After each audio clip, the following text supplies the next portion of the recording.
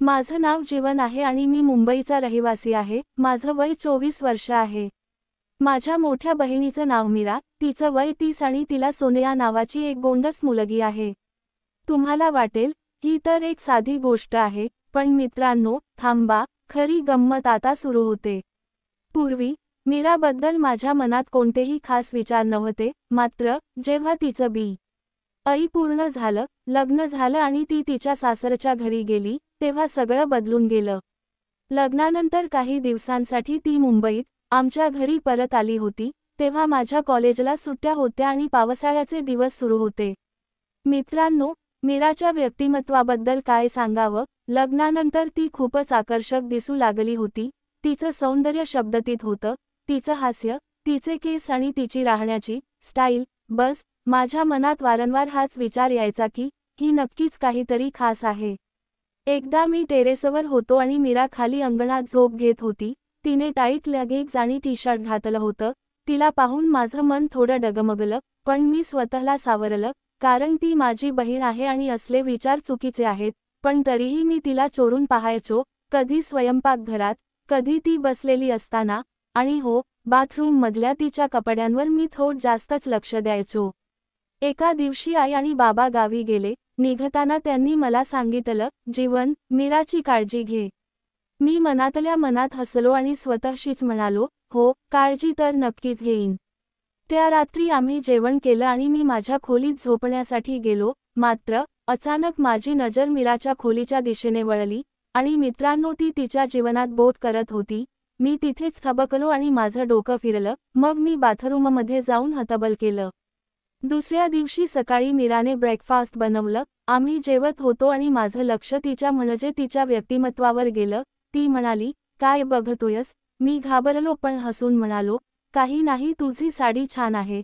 ती हसली आणि म्हणाली, हा आता सांग. मला वाटलं ही तर मला चिडवते. सोनियाला दूध पाजताना ती मला जरा जास्तच दिसू लागली.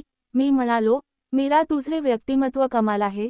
ती लाजली आणि म्हणाली, हट शैतान. पण मला जाणवलं ती मला जाणीवपूर्वक टार्गेट करते.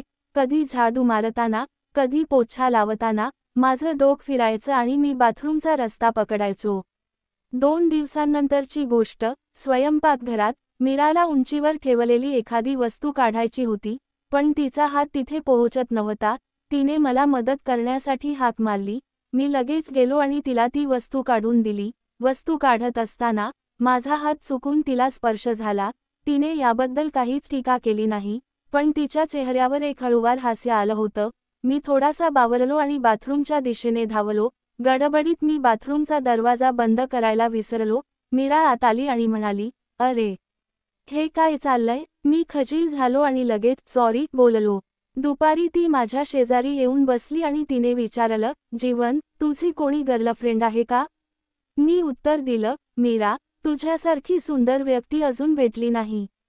ती हसली आणि विचारलं, माझ्यात असं काय विशेष आहे? मी थोडं धाडस करून बोललो, तुझं हास्य, तुझा स्टाईल, सगळं काही खास आहे. हे ऐकून ती लाजली आणि हलकेच म्हणाली, हट, शैतान. रात्री ती पुन्हा म्हणाली, जीवन, आज तू माझ्यासोबत झोप, मला एकट्याला भीती वाटते. मी लगेच ठीक आहे म्हटलं. रात्री मी तिच्या खोलीत झोपायला गेलो. ती झोपेत होती पण मला राहवलं नाही. मी तेल घेतलं आणि भावनेवर लावून त्याला तिच्या जीवनात टाकून सुंदर वेळेचा अनुभव घेऊ लागलो. सकाळी मीराला चालताना त्रास होत होता. मी विचारलं, काय झालं? ती हसली आणि म्हणाली, जीवन, रात्री काय केलंस ते माहिती आहे मला. मी घाबरलो पण ती म्हणाली, टेन्शन नको, मला तुझी स्टाईल आवडली. त्यानंतर आमचं एक खास नातं तयार झालं. आई बाबा आले तरी आम्ही चोरून भेटायचो. आता मीरा सासरी गेली आहे आणि ती पोटे आहे, पण जेव्हा मला तिची आठवण येते, ती मुंबईला येते आणि आम्ही पुन्हा तीच मजा घेतो. त्या पावसाळी रात्रींपासून त्यांचं नातं एका अनोख्या वळणावर आलं होतं. मीरा आता सासरी परत गेली होती आणि तिच्या गरोदरपणामुळे ती काही काळ तिथेच राहणार होती, पण जीवनचं मन मात्र अजूनही त्या रात्रीच्या आठवणींमध्ये, त्या चोरट्या नजरेत आणि चोरीच्या भेटींमध्ये अडकून राहिलेलं होतं. त्याच्या मनात मीराच्या हास्याची जादू आणि तिच्या बोलण्यातील चतुरता कायम घुमत होती. पण आता गोष्ट थोडी गंभीर आणि रहस्यमय गूढ वळण घेणार होती. एका दुपारी जीवन कॉलेजमधून घरी आला, तेव्हा त्याला मीराचा मेसेज दिसला, जीवन, मी उद्या मुंबईला येत आहे, सोनियाला घेऊन. पण यावेळी थोडं वेगळं आहे, तुला काहीतरी सांगायचंय. जीवनचं हृदय धडधडू लागलं. मीराच्या प्रत्येक मेसेजमध्ये नेहमीच काहीतरी रोमांचक असायचं, पण यावेळी तिच्या शब्दांत एक वेगळाच गंभीरपणा जाणवत होता. त्याने लगेच उत्तर दिलं, काय आहे? सांग ना आताच.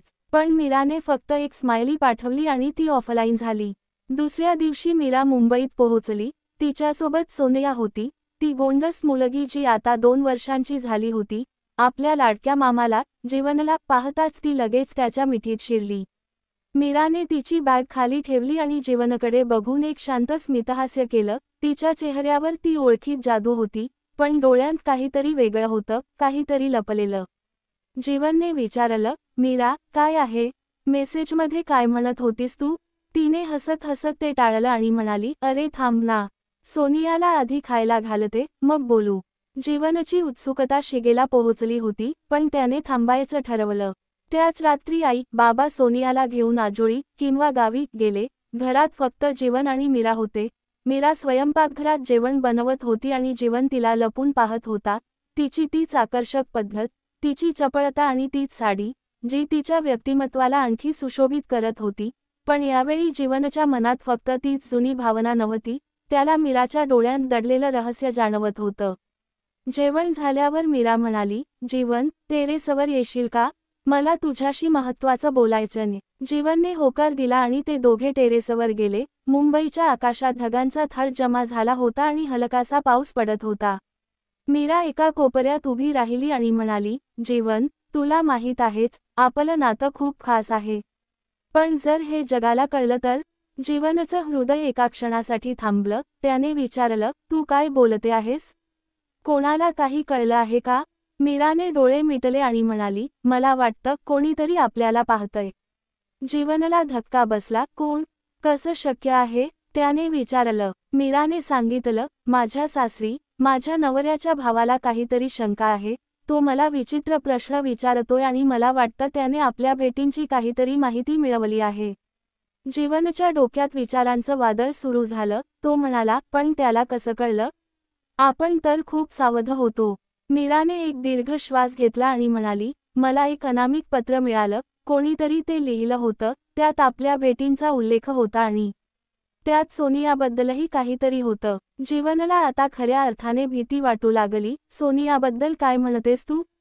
त्याने घाबरत विचारलं. मीराने तिची पास उघडली आणि एक चुरगळलेलं पत्र बाहेर काढलं. त्यात लिहिलं होतं, वेळेपेक्षा जास्त मीरा, तुझं आणि तुझ्या भावाचं नातं लपलेलं नाही. सोनियाची सत्यता लवकरच समोर येईल, सावध रहा नाहीतर. पत्रात पुढे काहीच नव्हतं, पण त्या शब्दांनी जीवनच्या मनात भीतीचं बी पेरलं. त्याने विचारलं, हे कोणी लिहिलं असावं आणि सोनियाची सत्यता म्हणजे काय? मीराने डोळे पुसले आणि म्हणाली, मला नाही माहीत जीवन. पण मला सोनियासाठी आणि आपल्यासाठी भीती वाटत आहे. पुढचे काही दिवस जीवन आणि मीरा सावध राहिले, पण जीवनला जाणवलं की घराभोवती कोणीतरी फिरत आहे. एकदा रात्री त्याला खिडकीतून एक सावली दिसली. त्याने लगेच मीराला सांगितलं, पण ती म्हणाली, जीवन, तुला भास होत असेल, तिथे कोणी नसतं. पण जीवनला खात्री होती की कोणीतरी त्यांच्यावर नजर ठेवत आहे. जीवनने आता स्वतः या रहस्याचा शोध घेण्याचा निश्चय केला. एक दिवस जीवन कॉलेजमधून घरी येत असताना त्याला रस्त्यावर एक संशयास्पद व्यक्ती दिसली. त्या माणसाने काळा कोट घातला होता आणि चेहऱ्यावर मास्क होता. जीवनच्या मागे तो चालत होता आणि जेव्हा जीवनने मागे वळून पाहिलं, तेव्हा तो माणूस अचानक दिसेनासा झाला. जीवन घाबरला, पण त्याने हिम्मत करून घरी येऊन मीराला ही गोष्ट सांगितली. मीराही आता गंभीर झाली आणि म्हणाली, जीवन, सासरी असताना मलाही असंच कोणीतरी दिसलं होतं. मला वाटतंय हा तोच माणूस आहे. जीवन आणि मीराने या रहस्याचा छडा लावण्याचं ठरवलं. त्यांनी सोनियाला मीराच्या मैत्रिणीकडे ठेवलं आणि मग एका रात्री जेव्हा त्यांना पुन्हा ती सावली दिसली, तेव्हा जीवनने धाडस करून त्या माणसाचा पाठलाग केला. तो माणूस मुंबईच्या गल्ल्यांमधून वेगाने पळत होता आणि जीवन त्याच्या मागे धावत होता. शेवटी तो एका जुन्या आणि मोडकळीला आलेल्या घरात शिरला. जीवनही हळूच त्या घरात प्रवेश केला. आत काळोख होता आणि फक्त काही मंद दिव्यांचा प्रकाश पडत होता. जीवन सावधपणे पुढे जाऊ लागला, तेव्हा त्याला एक खोली दिसली. तिथे त्या माणसाचा काळा कोट खांबावर टांगलेला होता, पण तो माणूस कुठेही दिसत नव्हता. जीवन खोलीत शिरला आणि तिथे त्याला एक डायरी सापडली. त्या डायरीत मीरा आणि जीवनच्या भेटींचे डिटेल्स लिहिले होते आणि सोनियाबद्दलही काही संशयास्पद उल्लेख होते. डायरीच्या शेवटच्या पानावर एक धक्कादायक वाक्य होतं, वेळेपेक्षा जास्त सत्य लपवता येत नाही. सोनियाचं रहस्य उघड होईल आणि त्याबरोबर मीराचाही अंत होईल. जीवनचं हृदय थरारलं. त्याने ती डायरी घेतली आणि घरी परतण्याचा निर्णय घेतला. पण जेव्हा तो घराबाहेर पडला तेव्हा त्याला पुन्हा तीच सावली दिसली आणि यावेळी त्या सावलीने त्याच्याकडे पाहिलं. त्या माणसाच्या हातात एक चमकणारी वस्तू होती, एक चाकू. जीवन पळत घरी आला आणि मीराला घडलेला सगळा प्रकार सांगितला. मीराने डायरी पाहिली आणि ती घाबरून गेली. तिने जीवनला मिठी मारली आणि म्हणाली, जीवन, मला खरंच खूप भीती वाटते आहे.